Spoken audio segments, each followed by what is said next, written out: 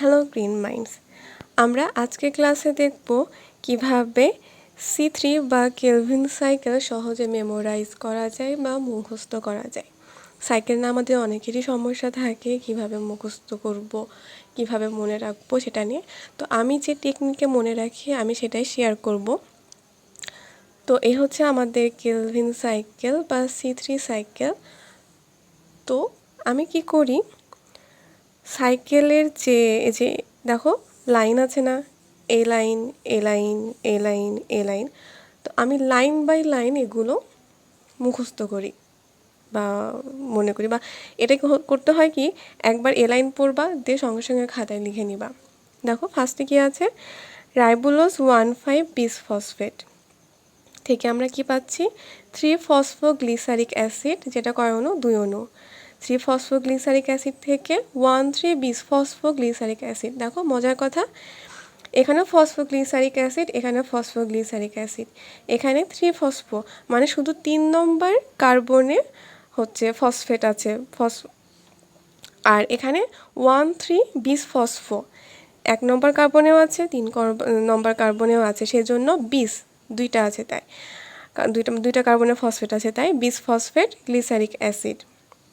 এটাও কয় অণু, 2 অণু। এখান থেকে আমরা কি পাচ্ছি, গ্লিসারালডিহাইড 3-ফসফেট, এটাও কয় অণু, 2 অণু। আমি এই ক্লাসে শুধু লাইন বাই বলে যাব যে এটা কীভাবে হয়।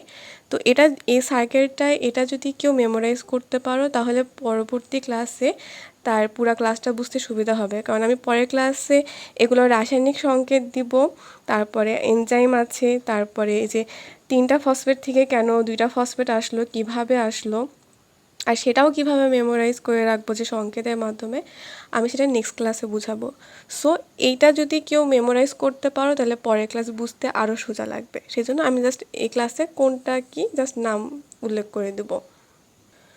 তো গ্লিসারালডিহাইড 3-ফসফেটের যে 2 অণু, সে 2 অণুর 1 অণু থেকে আমরা পাবো ডিহাইড্রোক্সি অ্যাসিটোন ফসফেট, আর আরেক অণু থেকে আমরা পাবো ফ্রুক্টোজ 1,6-বিসফসফেট। এখান থেকে পাবো ফ্রুক্টোজ 6-ফসফেট, একটা ফসফেট চলে যাবে, ফ্রুক্টোজ 6-ফসফেট। তারপরে পাবো আমরা গ্লুকোজ 6-ফসফেট, গ্লুকোজ 6-ফসফেট থেকে পাবো গ্লুকোজ 1-ফসফেট। এই গ্লুকোজ 1-ফসফেট থেকে পাওয়া যায় এডিপি গ্লুকোজ আর ইউডিপি গ্লুকোজ। এই এডিপি গ্লুকোজ তৈরি করে স্টার্চ, আর ইউডিপি গ্লুকোজ তৈরি করে সুক্রোজ। এখন আমাদের বইয়ে এইটুকু দেওয়া নাই, ফ্রুক্টোজ 6-ফসফেট দিয়ে দেওয়া আছে যে স্টার্চ আর সুক্রোজ তৈরি হয়। আমি এটা এক্সট্রা দেখাইলাম যে আসলে কিভাবে ভেঙে ভেঙে এটা তৈরি হয়। এটা যদি দিতে চাও দিতে পারো, না দিলেও সমস্যা নেই, কারণ বইয়ে যেহেতু দেওয়া নাই। তো ফার্স্টে আমরা এ লাইনটা মুখস্থ করব।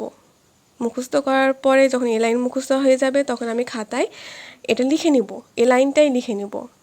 যখন এটা লেখা হয়ে যাবে, আমার মেমোরাইজ হয়ে যাবে, তারপরে আমি এ লাইনটা মুখস্থ করব। এ লাইনটা যখন মুখস্থ হয়ে যাবে তখন আমি আবার এ লাইন 2 লাইন লিখব, না দেখে অবশ্যই।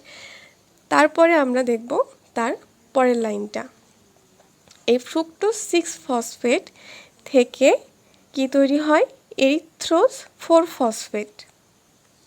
এরিথ্রোজ 4-ফসফেট থেকে আমরা পাই সিডোহেপটুলোজ 1,7-বিসফসফেট। একটা জিনিস খেয়াল করে দেখো, যখন 2টা ফসফেট থাকছে 1,3-1,7, তখন কি বিসফসফেট কথাটা আসছে। তো এটা বোঝার সুবিধা হবে, মনে রাখতে সুবিধা হবে। দেখো এখানে একটা ফসফেট চলে যায়, সিডোহেপটুলোজ 7-ফসফেট। এখানে কিন্তু আমি বিস ইউজ করিনি, কারণ এখানে শুধু একটা ফসফেট আছে 7 নম্বর কার্বনে। তারপরে এখান থেকে আমরা পাচ্ছি কি, রাইবোজ 5-ফসফেট দিয়ে আমরা এখন তারপরে এ লাইনটা মুখস্থ করে নেব। যখন এ লাইনটাও মুখস্থ হয়ে যাবে তখন আমরা আবার আরেকটা পেজে এ লাইন লিখব, এ লাইন লিখব, এ লাইন লিখব। এগুলো যত লেখা হবে তত মনে থাকবে, মুখস্থ করলে কখনো মনে থাকবে না। তারপরে দেখো রাইবোজ 5-ফসফেট থেকে কি তৈরি হয়, রাইবুলোজ 5-ফসফেট। রাইবোজ 5-ফসফেট থেকে রাইবুলোজ 5-ফসফেট, আবার চক্রাকারে রাইবুলোজ 5-ফসফেট থেকে রাইবুলোজ 1,5-বিসফসফেট। এখন দেখো আমরা কিন্তু এ লাইন এ লাইন এ লাইন এ লাইন একটা চক্র মেমোরাইজ করলাম। দেখো এখন এক্সট্রা কিছু আছে, আমরা এক্সট্রাগুলো দেখি। এই যে ডিহাইড্রক্সি অ্যাসিটোন ফসফেট আছে, সেটা কি করে যে এইথো-4 ফসফেটের সাথে যুক্ত হয়ে সিডোহেপ্টালোজ 1,7 বিস ফসফেট তৈরি করে, তাই না? তো আমার এই যে এক্সট্রাগুলো পরবর্তীতে মনে রাখবো বা মুখস্থ করব যে এভাবে এ লাইনটা এখানে এসে এভাবে যাবে।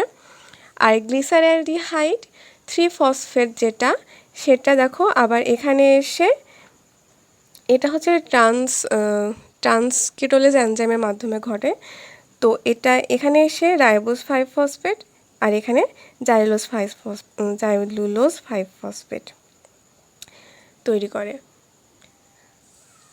আর এই জাইলুলোজ কি করে, জাইলুলোজ থেকে আমরা কী পাচ্ছি, রাইবোলোজ 5 ফসফেট, এখান থেকেও পাচ্ছি, এখান থেকেও পাচ্ছি। ওকে, আর বাকি থাকলো কি গ্লিসারঅ্যালডিহাইড 3 ফসফেট। দেখো এটা ফ্রুক্টোজ 6 ফসফেটের সাথে যোগ হয়ে জাইলুলোজ 5 ফসফেট তৈরি করে। এই হলো C3 সাইকেল। আর এই C3 সাইকেল মনে রাখতে হলে অবশ্যই লিখতে হবে। যদি মুখে মুখে মুখস্থ করে রেখে দাও তাহলে কখনো মনে থাকবে না, যত লিখবা তত মাথায় গেঁথে যাবে। এখন অনেকের কনফিউশন আসতে পারে যে আমাদের বইয়ে তো এভাবে দেওয়া নাই, বিসফসফেট বই আছে ডাইফসফেট, এখানে তো বিসফসফেট লেখা। যদি কেউ মনে করে বইটা পড়তে পারো, আমি বইটা যদি দেখাই, দেখো বইটা মুখস্থ করা আরও সহজ। রাইবোলোজ 1,5 ডাইফসফেট, আমি বিসফসফেট বললাম, এরা ডাইফসফেট লিখছে। থেকে কি আসে 3 ফসফোগ্লিসারিক অ্যাসিড, থেকে 1,3 ডাইফসফোগ্লিসারিক অ্যাসিড, থেকে 3 ফসফোগ্লিসারঅ্যালডিহাইড। আমি যতগুলো জায়গায় দেখছি এই 3 ফসফোগ্লিসারঅ্যালডিহাইডটা সঠিক কিনা আমার ঠিক জানা নাই, বাট আমি যত জায়গায় দেখছি সব জায়গায় লেখা আছে গ্লিসারঅ্যালডিহাইড 3 ফসফেট।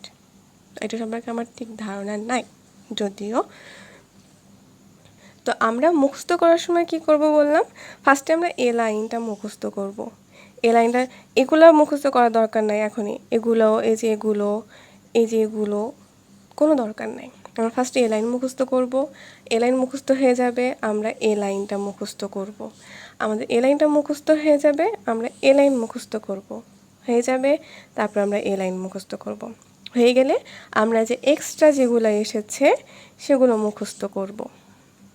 ঠিক আছে না? এই যে শুধু মুখস্থ করব না, লাইন মুখস্থ করব, লিখব। এ লাইন মুখস্থ করব, দিয়ে আবার নতুন করে এ লাইন লিখব, আবার মুখস্থ করব, দিয়ে এ লাইন লিখব, আবার মুখস্থ করে এ লাইন, আবার মুখস্থ করে ফুল সার্কেলটা আমরা লিখব। তাহলে দেখবা অনেক দিন পর্যন্ত মনে থাকবে।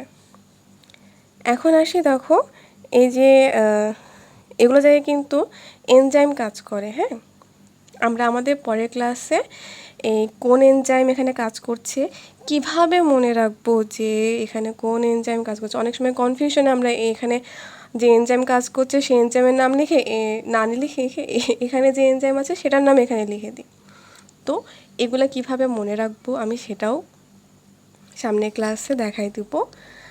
আর এই যে এটিপি এডিপি, কেন এটা এডিপি আসলো, এখানে পিআই কি, আমি এগুলো সামনে ক্লাসে হালকা পাতলা বুঝাই দিব, যাতে তোমরা মনে রাখতে পারো পরীক্ষায়। যদি ভুলেও যাও তাও যদি এই জিনিসটা মনে থাকে, কথায় যেটা লেখা আছে সেটা যদি মনে থাকে, তাহলেও তোমরা সংকেতটা লিখতে পারবা কথায় লেখা দেখে। সেটা আমি সামনের ক্লাসে বুঝাই দেব। তো এই ছিল আমাদের C3 সাইকেল বা কেলভিন সাইকেলে মেমোরাইজেশন ক্লাস। মানে যেভাবে তোমরা মুখস্থ করতে পারো, এভাবে আমি মুখস্থ করি, আমার মনে থাকে। তো আমি টেকনিকটা শেয়ার করলাম। আমি নেক্সট ক্লাসে কিভাবে রাসায়নিক সংকেতগুলো মনে রাখা যায় আমি সেটা শেয়ার করব। সো টিল দেন, আনিও।